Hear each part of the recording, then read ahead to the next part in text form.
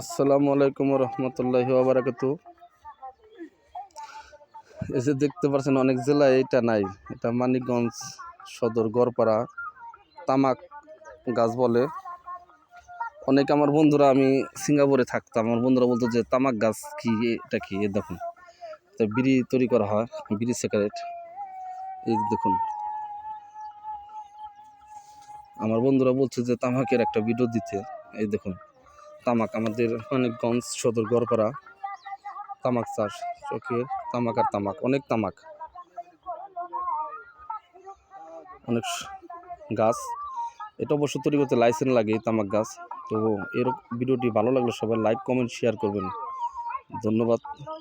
আর এরকম ভালো ভালো ভিডিও পেতে আপনারা সবাই শেয়ার করবেন, কমেন্ট করবেন, লাইক করবেন, ধন্যবাদ সবাইকে।